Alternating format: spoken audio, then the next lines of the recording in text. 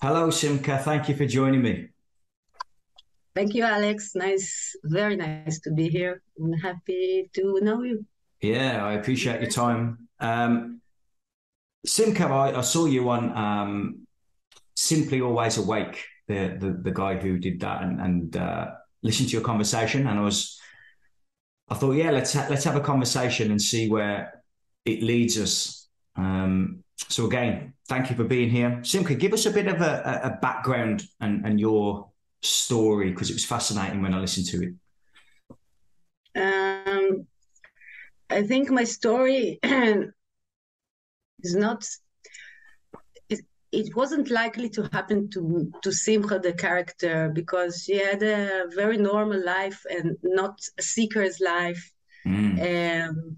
And I was born in Tel Aviv and raised in a big family, a traditional Jewish family.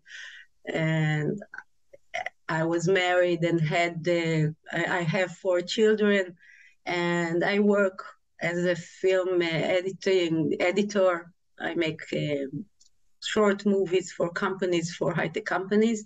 So I wasn't seeking and wasn't interested in the spiritual world.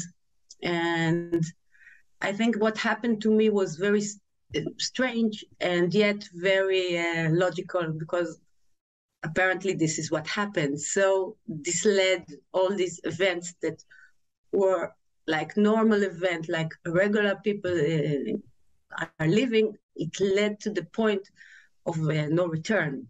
So what would you like to know about my background specifically? So I'm intrigued. I ask this question to most people I talk to in this field, and it's you've said that there was no sense of seekingness there, that you weren't the traditional person who, very often they hit a lot of trauma or something, and then they go along the spirituality journey and all that type of stuff. It's very common to hear that. Yeah. But you said there was no sense of seeking really. Was there any what you could define as trauma that sort of set something off? Um, Other than the trauma of being alive in this world, I think being alive in this world is trauma. Mm. Just being alive, just living the day, just being a child and Mm. being exposed to the adult world and all the little things that influence you so much. All of us are so sensitive, and I was a very sensitive child. I can't call it traumas, but I can call it like a struggle of life. Of Yeah. how do I manage to feel good in this life? How do I do good? And all the time there were like this feeling of anxiety, because I had the sense of anxiety. Especially, it was a hypochondria. This is the Okay. fear of diseases and death, and I think it was like a shadow over my life, because everything I did was influenced by this mental illness, which is hypochondria. This is the main thing that was troubling me in the process of living. But Mm. I was too engaged in the daily struggle of succeeding in what I do. And I love what I do, because I studied filmmaking and I enjoy it very much. I enjoy editing and writing and directing, and it's a fascinating world. And I had so Mm. much fun. Like, I didn't have a normal career of 9 to 5 somewhere. It's always the shooting day. It's always very interesting and alive and Mm. creative. And my house and my children are so creative also. My husband, everything is so alive and Mm. so much creativity and freedom. Mm. So I was living a very, I think, even before the shift, a blessed life, but the shadow of the fear of the death was constantly hanging over me. And I was able to do everything, but inside it's like sadness. It's like nothing is worth it. It will all end sometime, or Mm. now, or everything is like hanging on a limb. So this was but I didn't think that spirituality can solve this problem. So I didn't seek, because I had the Jewish tradition in my mind. I know the Jewish tradition. I know the rituals. I believed them. So and I was practicing it like lightly, just in the way that it's comfortable for me and for my family, in a traditional light kind of way. But it gave me like the closure of this corner, this spiritual corner. There is a God. It is the God of the Jews, where I was born into. It is my fate, my destiny. There's a reason I was born Jewish. And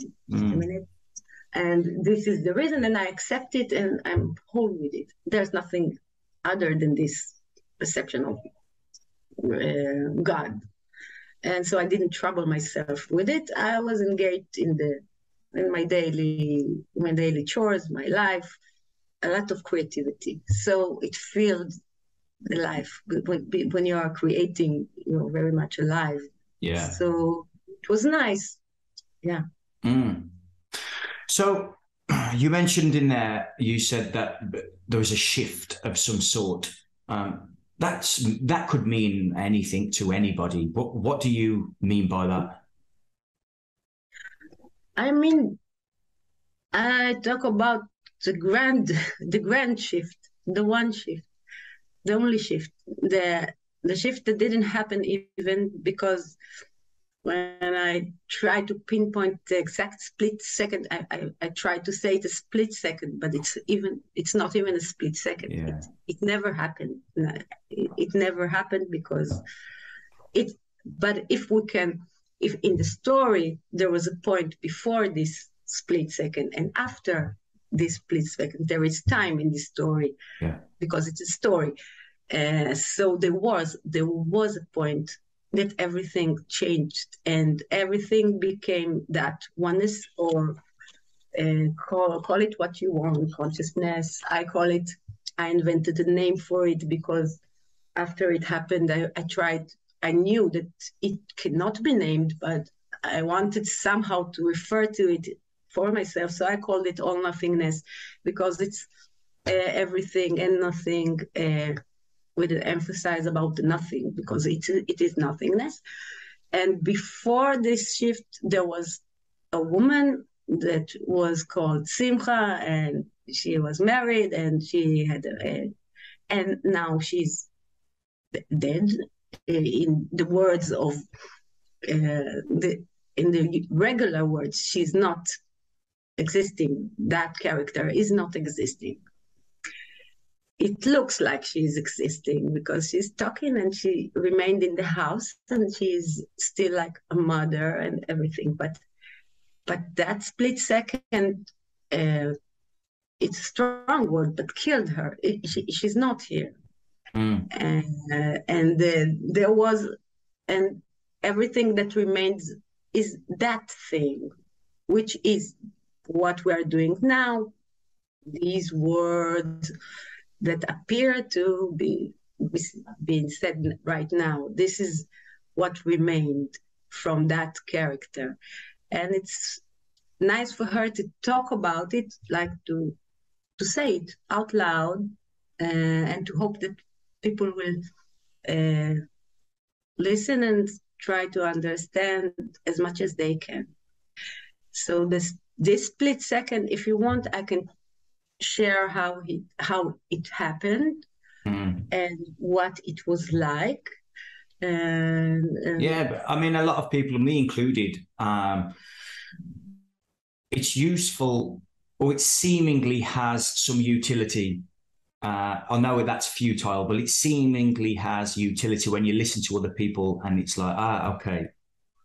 So although it's a paradox there, I do like to listen to that split second, as you said. Okay, so I'll tell it. It was an intensive week because I had many events that week. The week that this transformation, this split second happened, I think it was the most anyone can take as a human being. the range of emotion I had to go through that week. It was like they put me in the laundry machine and they put it a very strong cycle. It squeezed everything out of me. It was so many stories combined together of death. My friend lost her daughter. She was 21. She was an amazing child. And we waited a whole week for her to come. She was abroad. And it was so, so tragic and sad. I knew her ever since she was 8. And I loved her. So, and she's my best friend. And I was together with her. And this was the first day. It was 4 days in a row, the first day. And then there was an event that I directed as a director. And it was, people needed me to give them directions where to go on the stage and what to say. And I had to do that in order for the event to succeed because they were relying on me. And I couldn't tell them, well, I'm thinking about that dead, wonderful girl. I couldn't. I had to tell them what they needed. They didn't care, really. They didn't care. Not that they didn't care. They didn't know. I didn't tell them. But I didn't have to tell them because what good would it do? I just had to do that. And the next day was a very big event that we made for my daughter. She was 12, and in Judaism, 12 is the time that the girl becomes a woman, and you make a big party. And so we made it, and all the decoration and the dress for me, for her, for everyone, my family, everything, food, to prepare everything, and these things, they are happening simultaneously. And the day of this big celebration, I had to go in the middle of the celebration, attending the night for the funeral of my friend's daughter. So it was I'm celebrating my child, she's burying hers. And this is a very hard transformation to make, and to be there with her, to be with my child. And the next day was an event of my husband. My husband makes cars for disabled children. He builds karting, like they run on the runway. And sometimes they can only move the leg. And he builds the car so they can press the gas only with the leg or only with this finger. Or if they can drive, someone else, he builds.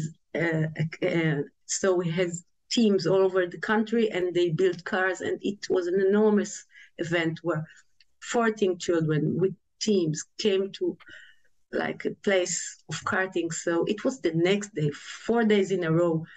My mind was moving so fast from all these emotions, without even time to process it, just being it, just being and doing the things.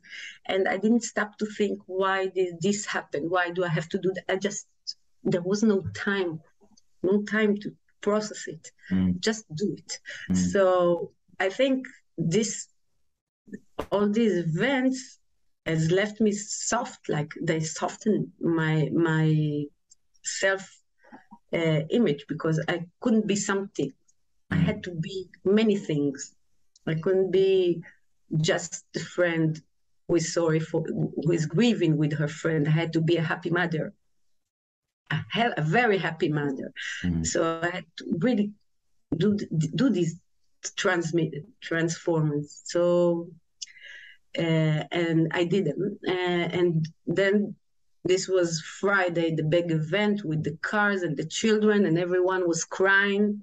Everyone was crying, the children and the teams and my husband and my children, because it is so special to see special children so damaged. I can't describe the smile on their face when they drive. It's amazing. So you reach the full potential of your ability to feel as a human being something. So I reached this ability, and then it was Saturday, and it was the day for me to rest from this craziness. So I went to visit my brother. He's a very patient man. He can listen. Whatever you tell him, he will listen. So I told him everything, every little thing. We went for a walk on a nice hill, and I told him everything without missing one little detail. I poured everything, what was said, what happened, what I did. So everything I told, and he was quiet, and only he and the trees were listening to these words, to the story. So I emptied everything, and he listened, and he liked it, and he told me things about it, that it was good. Like, he admired my actions, and I got the recognition for what I did. So I closed this week. I closed the story, and then I started to drive home because I had to go back, because my friend was waiting for me, my family was waiting for me, everything was waiting for me to, and I had a very big day to shoot in a high-tech company the day next. A very important day, and I had to get ready for it. So I drove home, and I wasn't thinking, because when I got into the car after I visited him and I told everything, nothing remained to be said, nothing remained to be felt. I felt everything so intensely. I felt it with every pore in my body. I felt it, I did it, I expressed it, I acted, and then I talked about it, and there was nothing left to do. It's like you cleaned the whole house, and now it's clean. There's nothing you can do. You can't add anything to this cleanness. Nothing needs to be done, and I knew that. And because I knew that, I got into the car and I just started to drive the car back to my house. It's a 20-minute drive, and it's a very peaceful time in Israel. Saturday, there are not many cars on the road. It's like a holiday, and the sun was setting, no cars on the road. I always loved to drive. I love to drive and to feel the movement. And this was a very peaceful state for me. And this is how the split second happened, because in that state, by sitting in the car, by listening to the radio, I always listen to the radio while driving, like I'm sure many people do. And there was a song, it's a song in Hebrew, and it was a song I love, and I loved it so that I just how you say? Turned it up. I turned it up a little, and I was just driving and listening to it, and it started. I made a video about it because it starts with guitars. Like, it's like, if you will hear the music, you'll see it's like starting of something. It's a very narrative song. The words say it's like a description, a cinematic description of a car that is driving, of a couple that are driving in the car. And the words said, the white car is driving down this road and the eucalyptus trees hide it. And I was driving in a white car, and there are eucalyptus trees in this road. And I was thinking, these were the two lines that I was thinking, oh, this is exactly what is happening right now. It's so nice. It was so soft. Everything was so soft, so good. I know that people sometimes experience this shift through hardship and trauma and the verge of death, and the point that they cannot take it any longer, and then they escape themselves, and then they find that there is no one to escape. But it wasn't the case. This was so soft, so complete, so nice, so familiar for me. This song, this wonderful song, I love it. I loved it. So I felt so secure with these words, with the voice. It was so good. And then the voice, there are there's a verse in the chorus, and the verse said what was happening to me in the car, and I started to feel something very, I'd say, because I had one glimpse of this feeling before this event.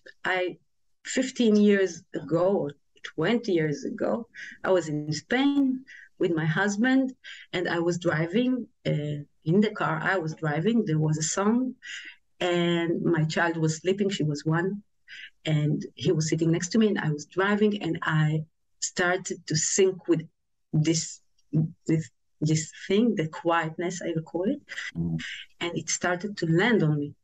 And it's very, very intense, energetic quietness that's starting very heavily to land on you.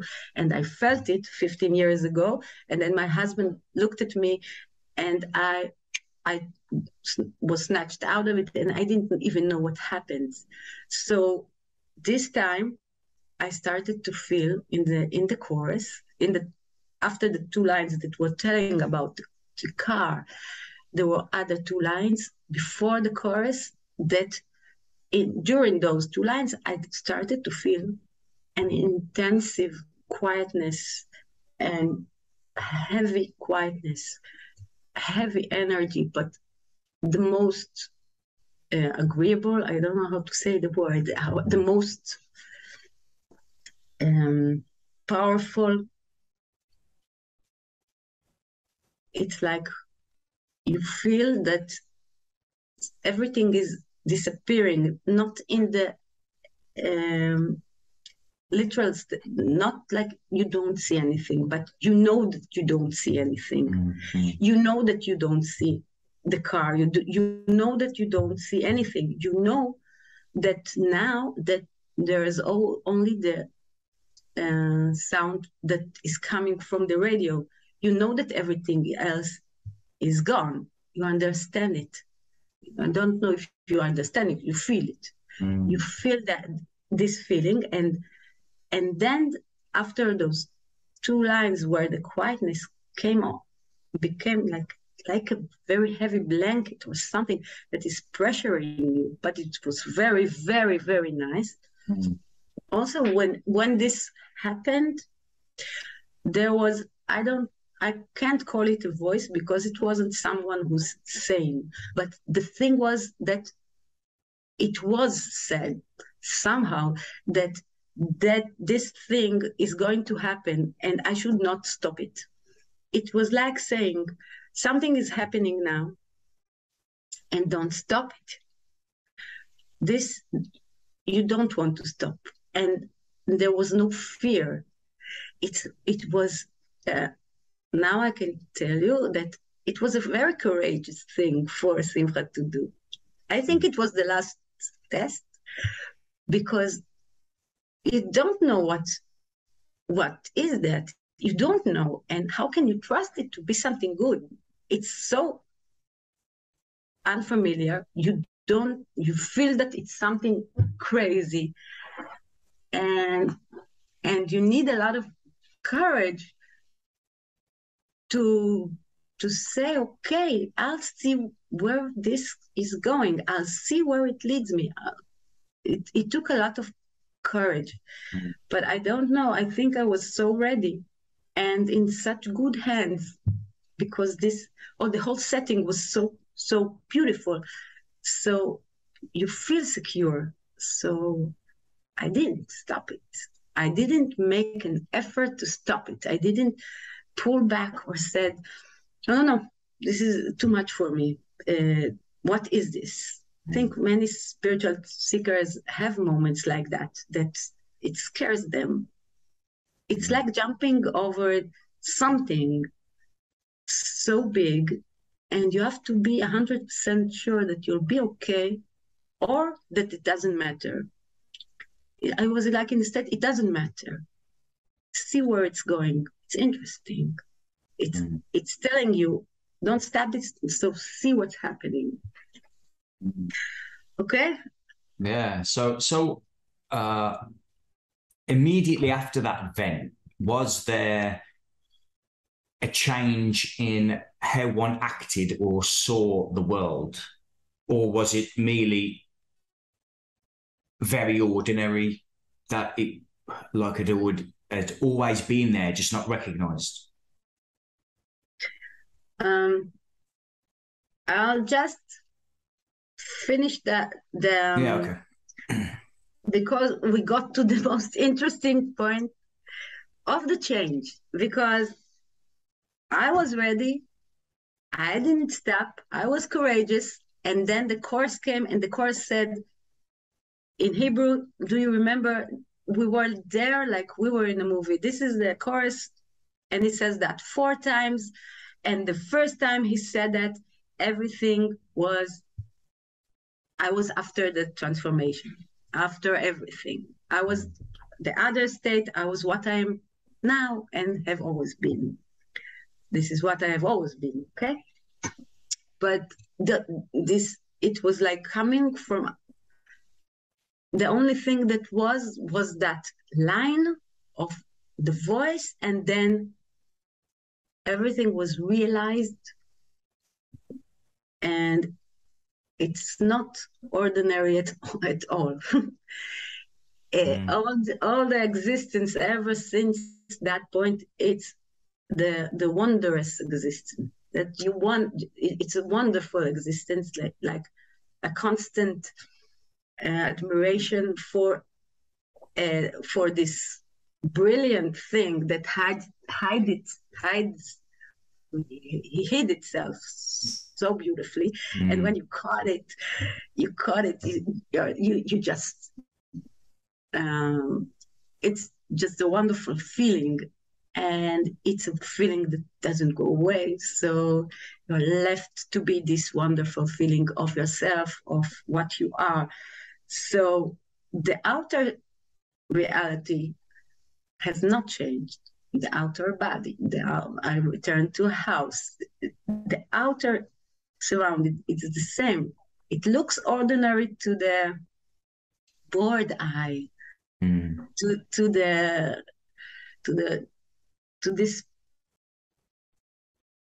Simcha, it looked boring.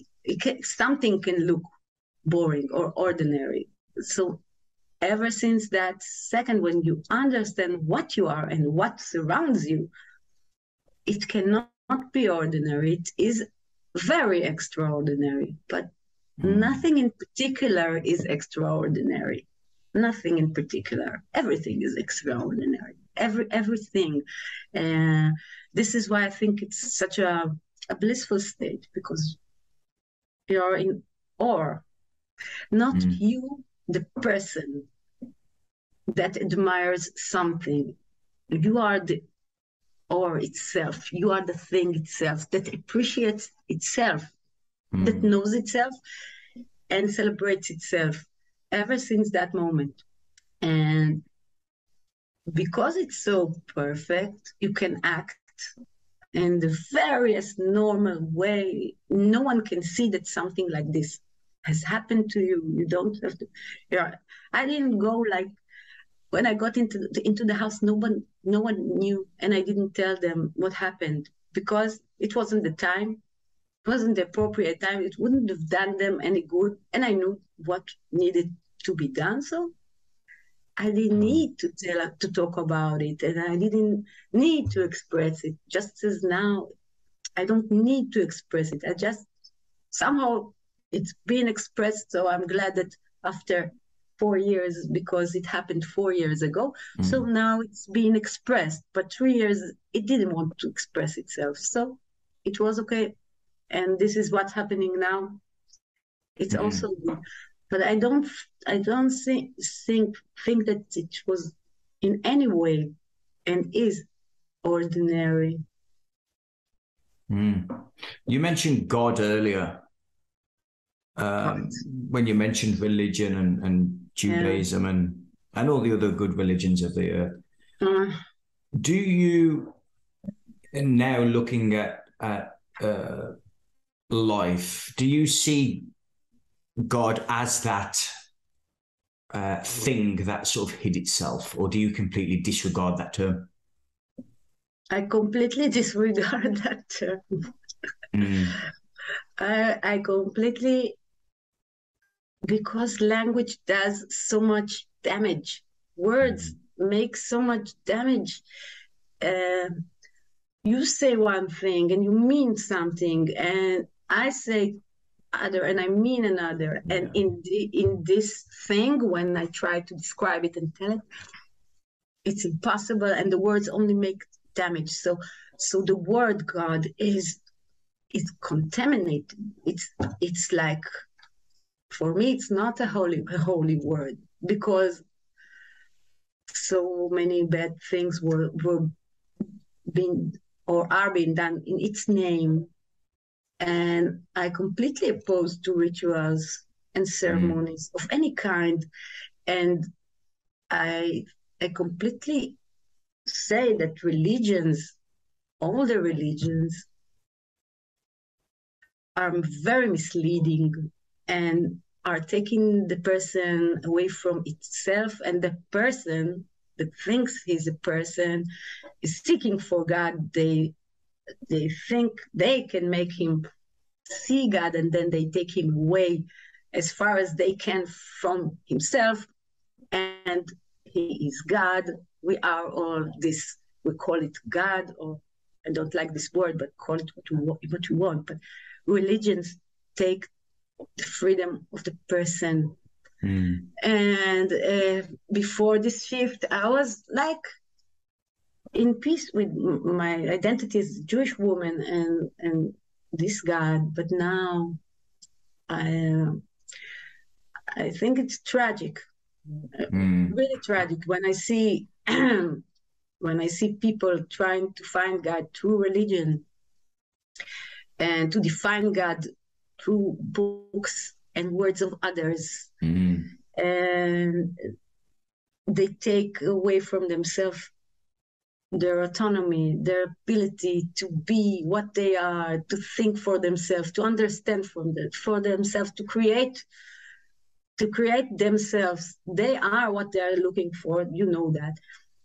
So just stop hiding from it through, like a child, when someone promises you that you have something, if you'll do that and this and that, everything will be okay, and you're in the safe side. You're in the safe side.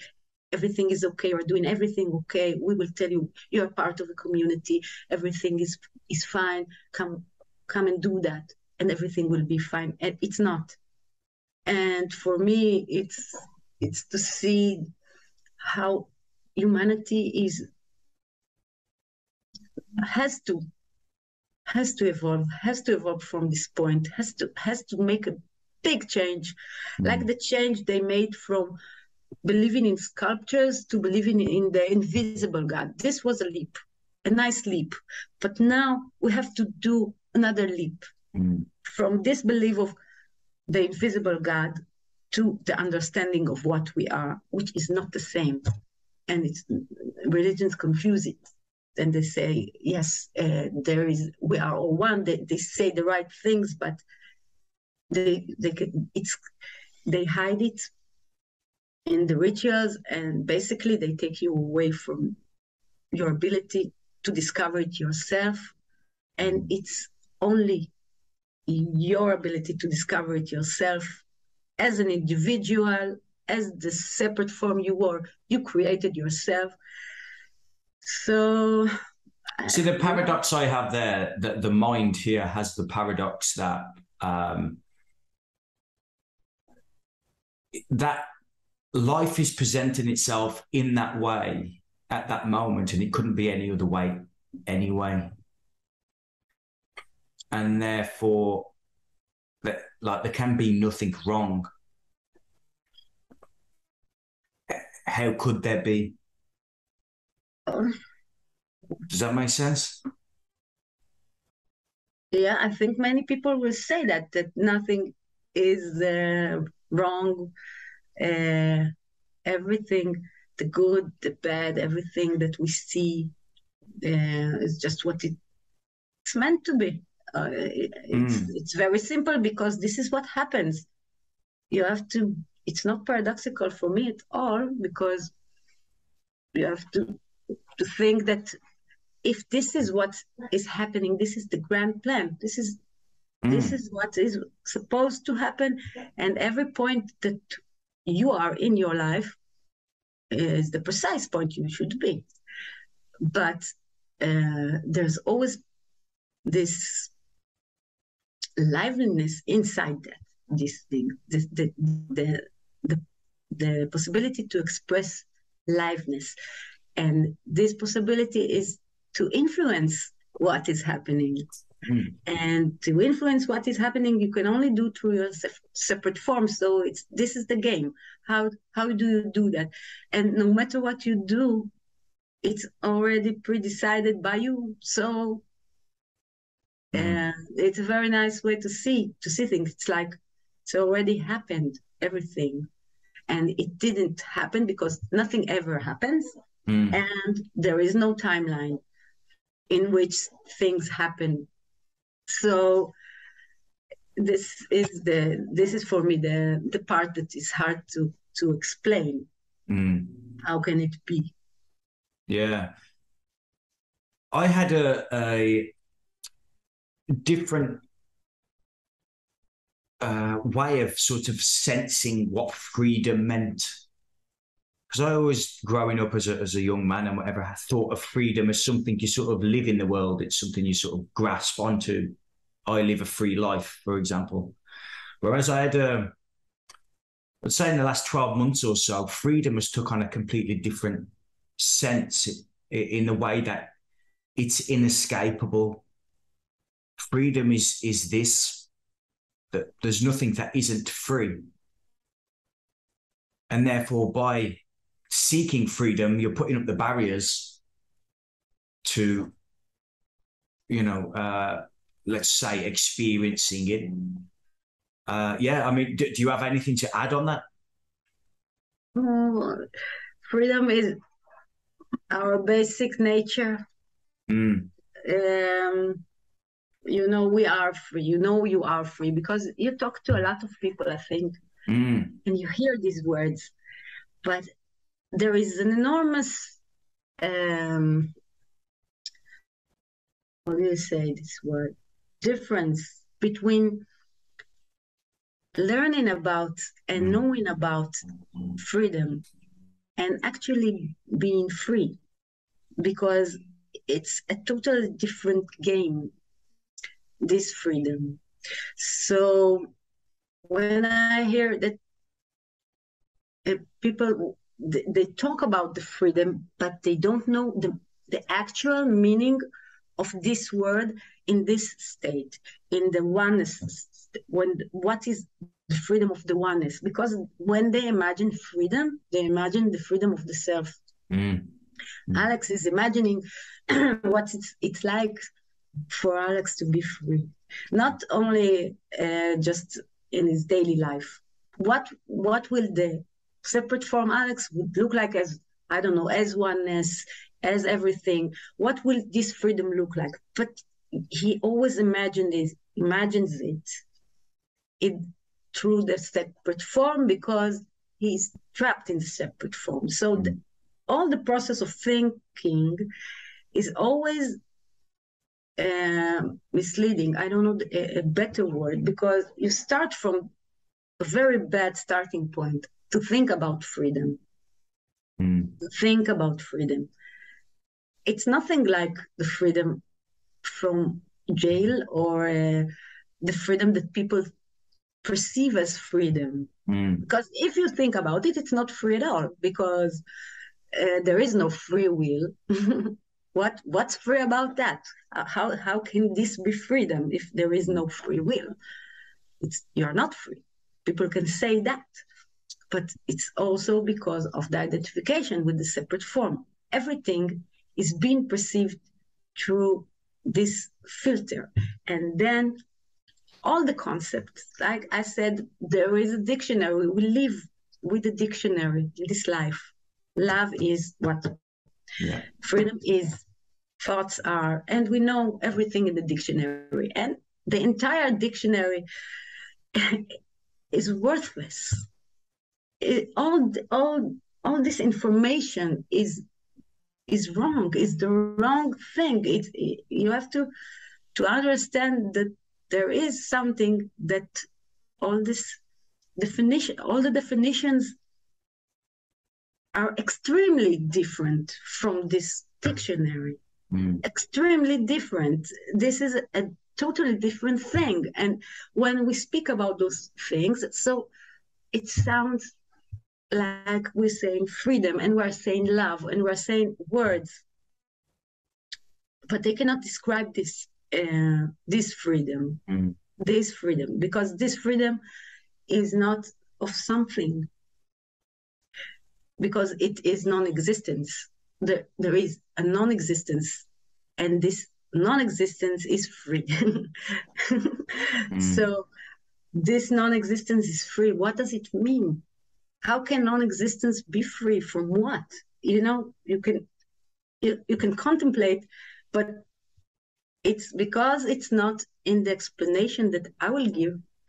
It's in the sensation of knowing of the self. All the answers are there. You don't need to ask yourself anything. You know that.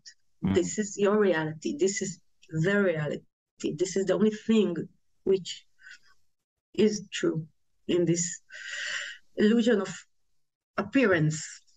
To know that and to be that, it's very it's like watching something from watching the game from the side, and like I'm shouting from the side, and doesn't help. But this is what I have to say about freedom, because you have to ask yourself, who is talking about this freedom? Real freedom doesn't have to ask this question. It will never have to.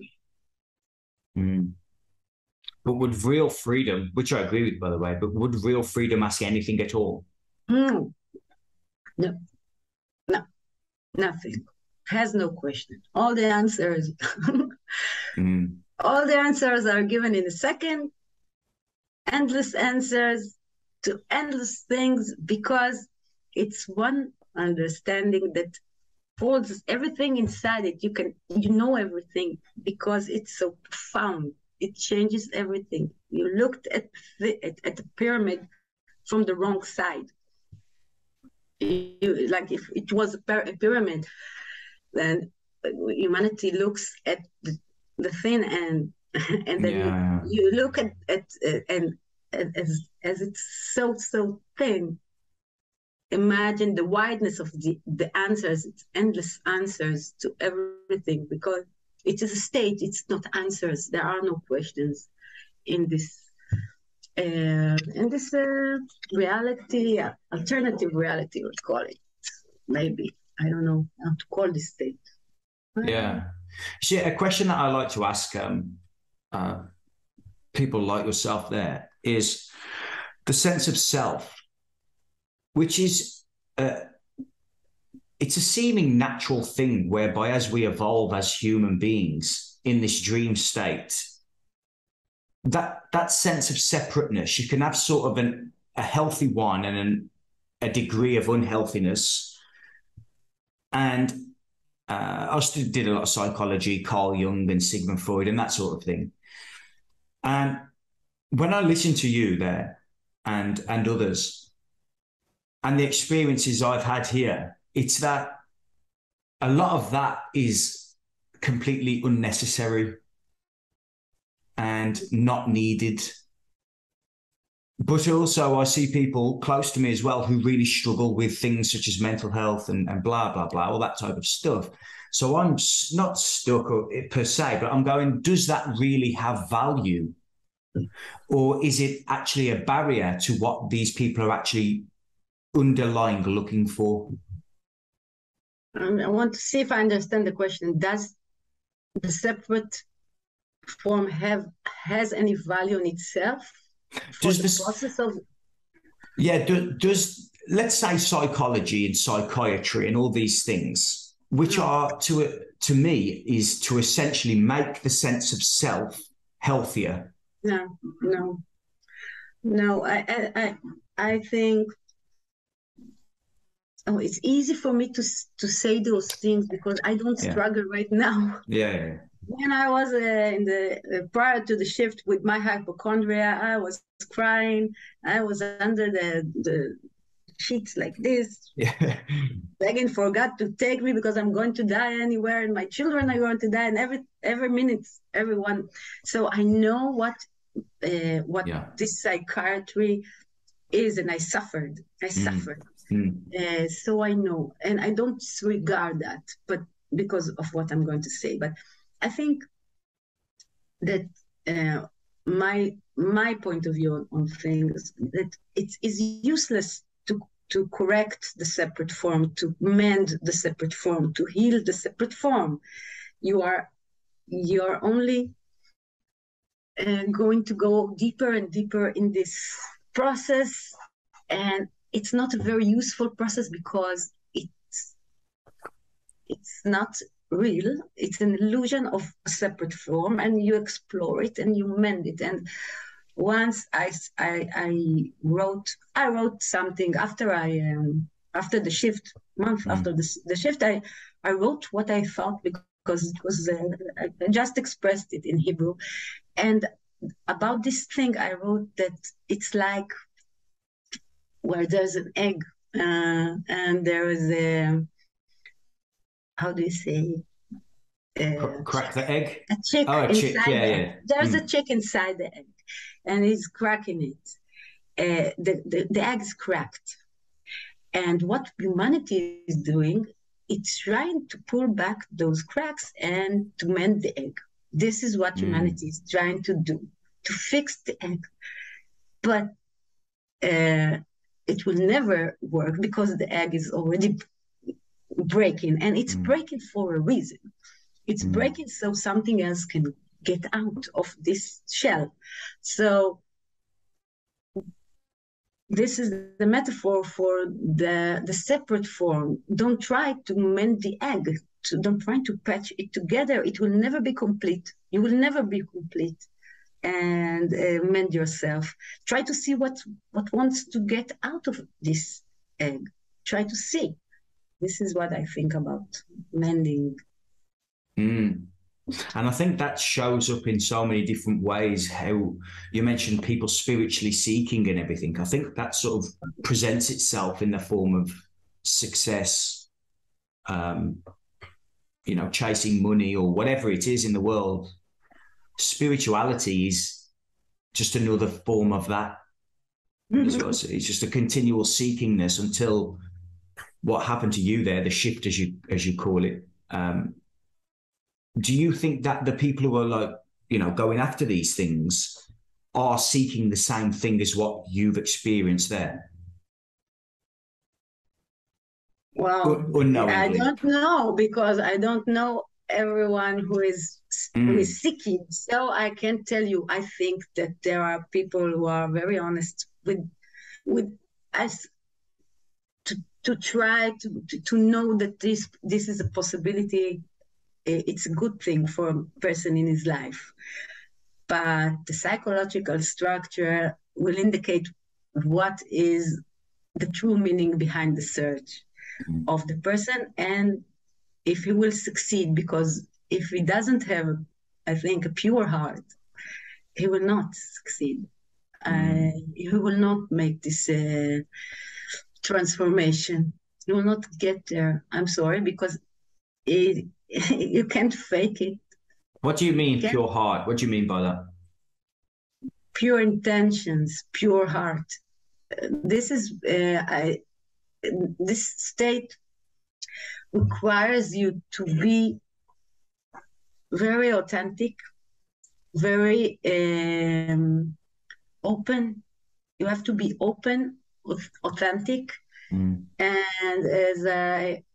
because this is the way it happened to me, what I told about this week, because I was in service, like I was in where there's an army and you are called to for the reserves. I don't know if this is the word, but you were in service, so you're in service for others without the need to get something out of it. So this is giving, and giving is something that this thing is always doing. We are living in giving. We are living inside that giving. This is such a wonderful present where we're sitting for ourselves.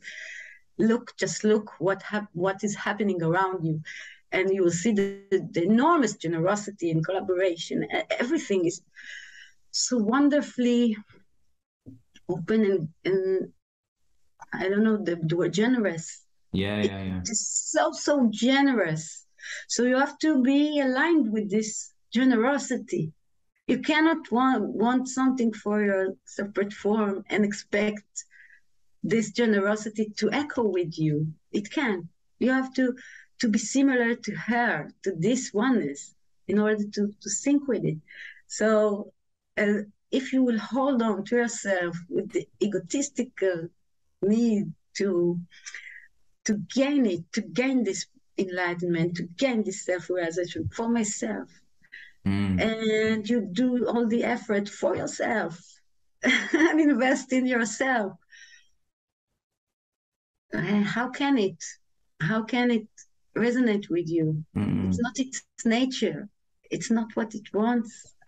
This is my experience. All I'm saying is just things that I'm saying because this is what's being pronounced right now through the separate form. I don't believe that you exist or I exist or this conversation is happening or there are others that listen. But if these words are being spoken, so this is what it's saying. Generosity is the key. You cannot hold something close like this for yourself and expect to be open and expect something to happen to you. This is not how it works. It's very different from the world we live in today. Very, very, very different. Because this world is, it's based on the ego. It's based on feeling the needs, your needs. First, my needs, my family needs, my country's needs. I put myself different from others and I build myself and have to hold and I have to fight for it. This is what goes on. This is and this reality is so different. So you have to be generous and pure because you can't think ill of someone. You can't judge them. You have to lose this judgment for everything. You have to look at them, really look at them and try to see why they act like they do and understand them and when they do that. And these are psychological things or self-righteous things, but I find that this is the nature of this oneness. And I know it's not hard. It's not easy to do. It's not easy to live like that. But this is my perception. This is my take on it. Yeah, I think like generosity and humility and things like that happens like as a effect and a result of how you sort of see the world. So if somebody's very selfish and egotistical, and you say to them, you need to be more generous and humble, there's nothing going to happen there, right? But if someone's like in alignment with nature, they spend a lot of time in nature and all that, and they see the beauty everywhere, I think that would be natural for somebody to be generous because they'd see the generosity naturally in nature. It's just continual overflow. Then that would be completely natural to them, right? I really don't know. I think that this is a very strange thing to say. If an egotistical person is going for a walk in the woods, I don't think he will appreciate generosity of Of nature. course, yeah, I yeah, think he will use nature for his own good and will not notice it because he is too.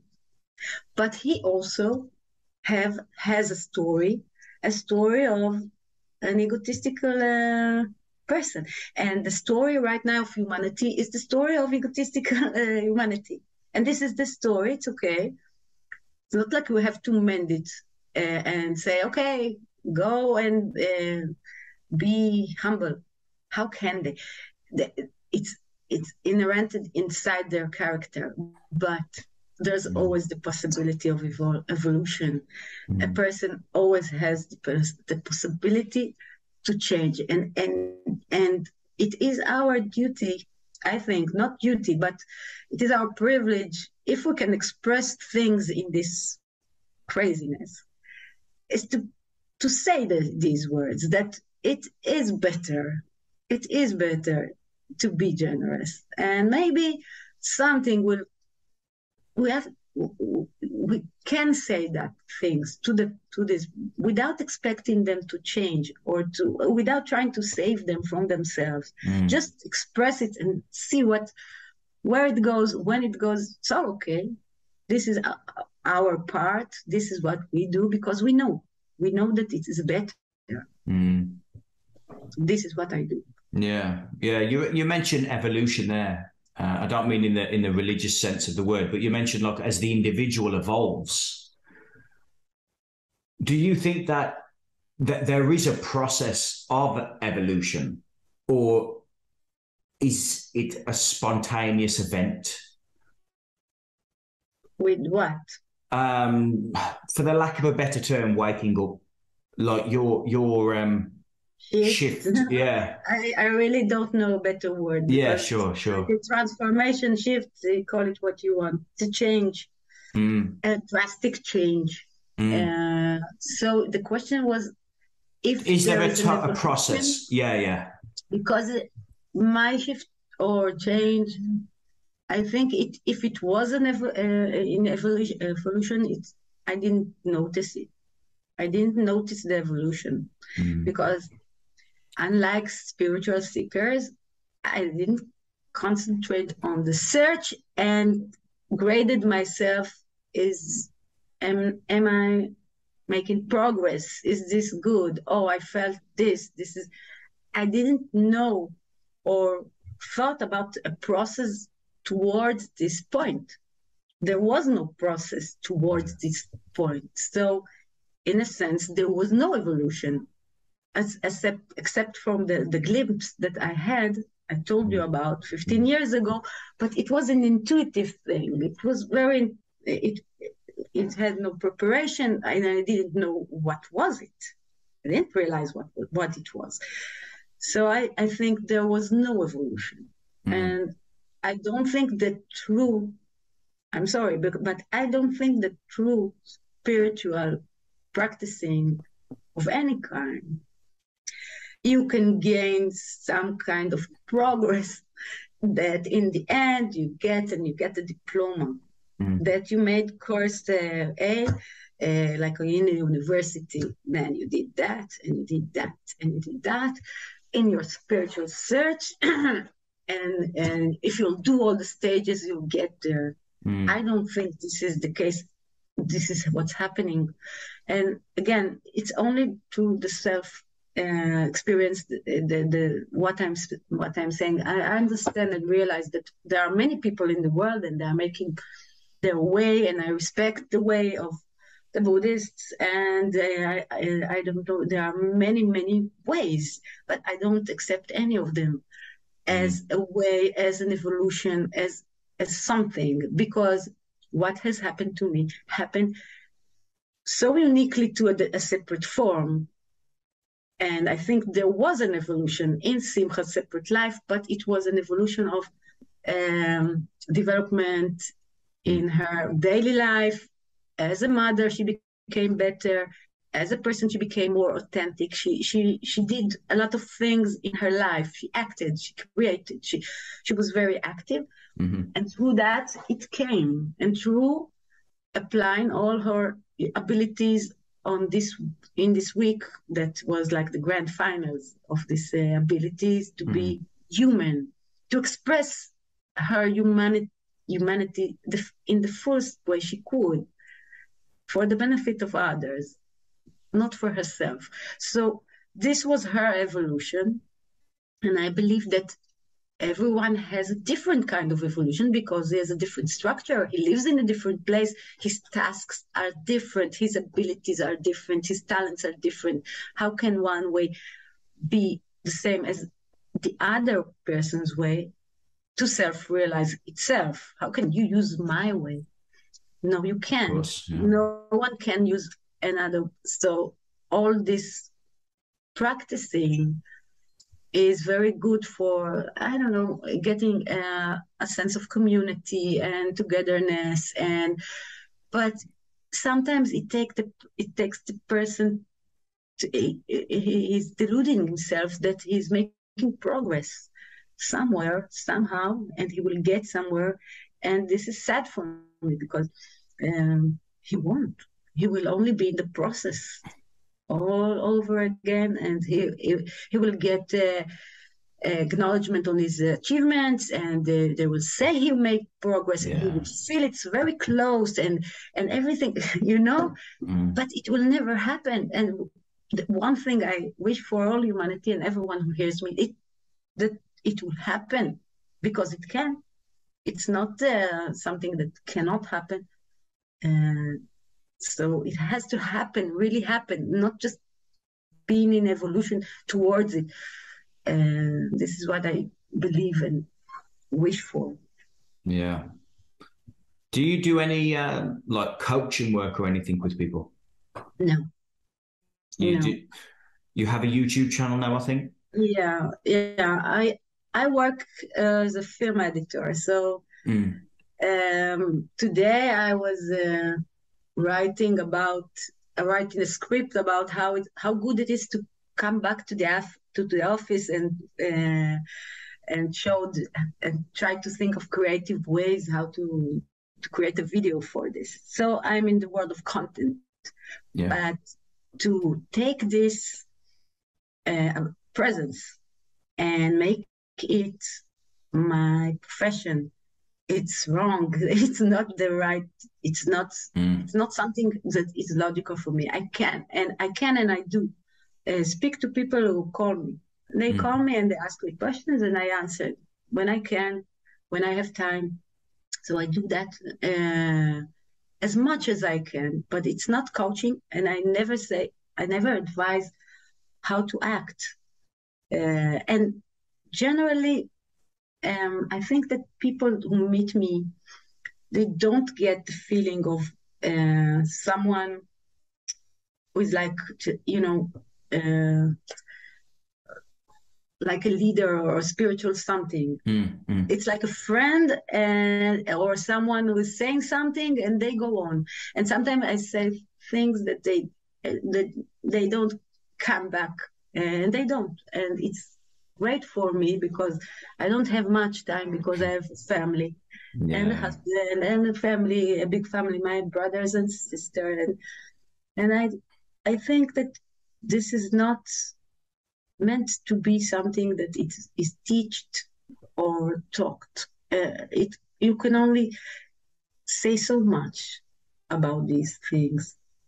But if I will recognize, or I know there is one person that in my surroundings, I recognized he has an more enormous ability for compassion, enormous. So this is a person that I will encourage to explore his compassion in this way, and maybe he will get there. I will encourage him, but this is the most I can do for people. Yeah, beautiful. Yeah. So Simcha, where can people find you? Do you just go on YouTube? Have you got a website or anything? No, my website is in Hebrew, so it's hard for me in English. You saw in this interview, I struggle. But I have a YouTube channel and I make videos, one in Hebrew and one in English for every subject. I talk Oh, twice. wow. Double the Uh, content. yeah, I have to talk in Hebrew because I want also the Hebrew speakers to understand me. So everyone who is interested is invited to listen and to make his own decisions and judgment about this thing and create it his own way, because this is the only thing he has to do, create his own way to this reality. Okay, Simcha, let's wrap it up. Been talking over an hour. Thank you for joining me. I've loved speaking to you. Yeah, it was very nice. I hope you enjoyed it like I did, because I Yes, I enjoyed did. everything so much. So it was a great joy. Thank you. See you soon. Bye. Bye-bye.